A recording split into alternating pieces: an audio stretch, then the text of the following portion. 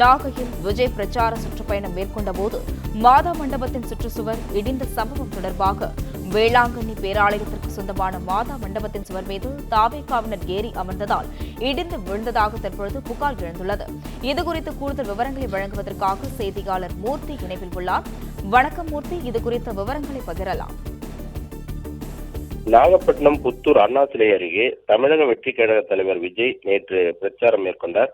அப்போது காவல்துறை விதித்த நிபந்தனைகளை மீறி தமிழக வெற்றிக் கழகத்தினர் கட்டிடங்கள் மேற்கூரைகளில் ஏறி அட்ராசிட்டியில் ஈடுபட்டனர். அப்போது விஜய் பேசிய இடத்திற்கு அருகாமையில் உள்ள வேளாங்கண்ணி பேராலயத்திற்கு சொந்தமான திருமண மண்டபத்தின் சுற்றுச்சுவரில் தொண்டர்கள் அதிக அளவு ஏறி அமர்ந்ததால் கீழே விழுந்தது. இதில் ஒரு சில தொண்டர்கள் மட்டும் லேசான காயங்கள் ஏற்பட்ட நிலையில் அதிர்ஷ்டவசமாக பெரிய சேதம் எதுவும் ஏற்படவில்லை. மேலும் சுவற்றுக்கு முன்னால் அமைக்கப்பட்டிருந்த இரும்பு தடுப்புகளும் சாய்க்கப்பட்டன.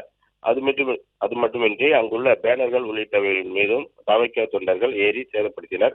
அவர்கள் மீது நாகப்பட்டினம் டவுன் காவல் நிலையத்தில் திருமண மண்டப மேலாளர் கொடுத்த புகாரின் பேரில் ஆபாசமாக வார்த்தைகளை பயன்படுத்துதல், அத்துமீறுதல், 1 லட்சம் ரூபாய் அல்லது அதற்கு மேற்பட்ட மதிப்புடைய சொத்துக்களை சேதம் விளைவித்தல், மிரட்டல் விடுதல், பொது சொத்துக்களுக்கு சேதம் விளைவித்தல் உள்ளிட்ட 6 பிரிவுகளின் கீழ் மாவட்ட செயலாளர் சுகுமார் உள்ளிட்ட 3 பேர் மீது நாகப்பட்டினம் டவுன் காவல் நிலையத்தில் வழக்கு பதிவு செய்யப்பட்டுள்ளது.